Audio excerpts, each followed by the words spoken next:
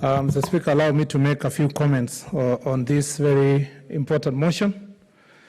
And Mr. Speaker, to start with, I want to be very clear. I am opposing this motion. Mr. Speaker, I'm not here to defend my friend, Professor Kindiki, for he may walk his head high, knowing that he is innocent and diligent, even if persecuted so cruelly.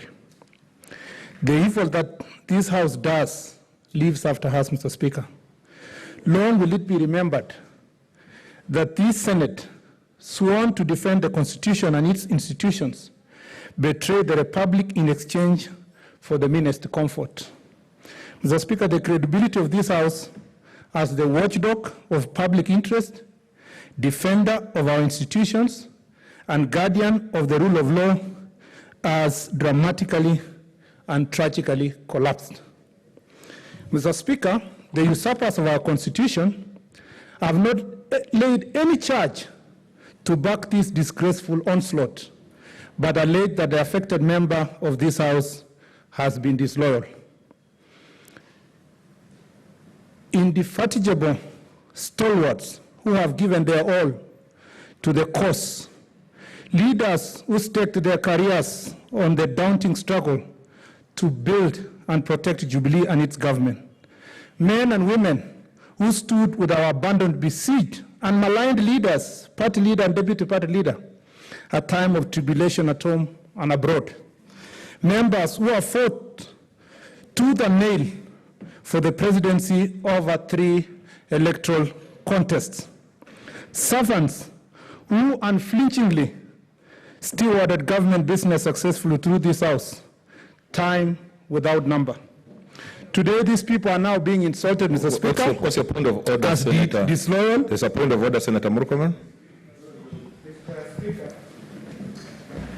I rise on a point of order to bring it to your attention that the Senator for Elgeyo Marakwet is in breach of our standing orders, and in particular, Standing Order number 90.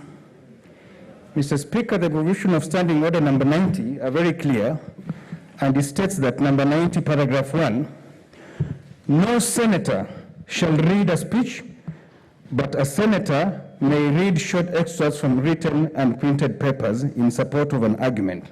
Mr. Speaker, it is clear that my very good friend, the Senator for Elgeyo Marakwet... Relax, let him finish. My very good friend, the Senator for Elgeyo Marakwet, is reading a speech.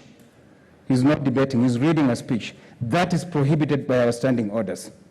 Senator Murkomen, observe Standing Order number 9. Thank you, Mr. Speaker. Don't read a speech. So, Mr. Speaker, today these people are being insulted as disloyal and viciously haunted by captive party. Today, the House has been asked to ratify the injustice. So, Mr. Speaker, I am not here to mourn the fate of my friend, Professor Kindiki, because nothing, Mr. Speaker, and I repeat, nothing can harm a good man in life or in death. I grieve and mourn the deterioration of our democracy. Mr. Speaker, I mourn the serial assassination of our independent institutions, Mr. Speaker, and their replacement with shells, ghosts, and zombies, Mr. Speaker. We know, Mr. Speaker, the argument has been made that Professor Kindiki is disloyal.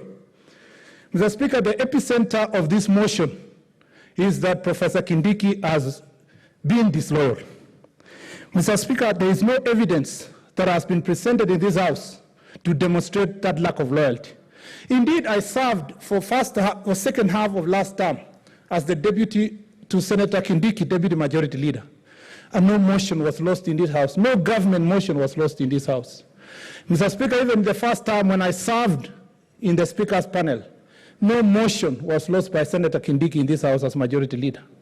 Mr. Speaker, as the Speaker of this House, Senator Kindiki distinguished himself as a very committed scholar, Mr. Speaker, determined to protect the institution of the Senate. In fact, from that chair, Mr. Speaker, a number of decisions of the Deputy Speaker have been so weighty that, Mr. Speaker, has been cited by the Court of Appeal and other jurisdictions, Mr. Speaker. So, Mr. Speaker, those who tell us today that Senator Kindiki is disloyal, Mr. Speaker, are the same people who, Mr. Speaker, have opposed his defense of the same loyalty, Mr. Speaker. So, Mr. Speaker, I am not here to mourn Professor Kindiki, but today, Mr. Speaker, I am here to mourn the Senate, not to praise it. Because today's business belongs, Mr. Speaker, to the annals of history's worst mistakes. And Mr. Speaker, I say so because this House has heard the move of the motion. The second of the motion, Mr. Speaker, included. They have over and over again argued, Mr. Speaker, and I wrote it somewhere, that it's about loyalty of the party. If this issue was about loyalty within Jubilee, why is NASA involving itself, Mr. Speaker, in enforcement of loyalty within Jubilee? Do you really think that our competitor, Mr. Speaker, would be so happy to participate in enforcing that loyalty? Mr. Speaker, it's not true. One thing that we decided in this House when we came to the floor of this House is that we were going to do everything humanly possible to ensure that we pull together to move this country forward. And so, Mr. Speaker, allow me 10 seconds to read this verse to Professor Kindiki. As the last, Mr. Speaker, has now known that I am the guy who posts and reads biblical verses. Mr. Speaker, Daniel 3:16-18, and I dedicate it to Professor Kindiki and all who are in his situation.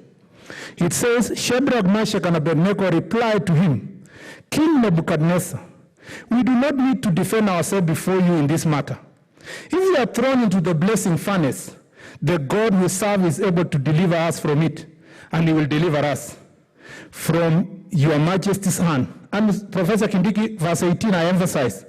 But even if he does not, we want you to know, your majesty, that we will not serve your gods or worship the image of gold you have set up. Mr. Speaker, okay. I wish Senator Kindiki the very best.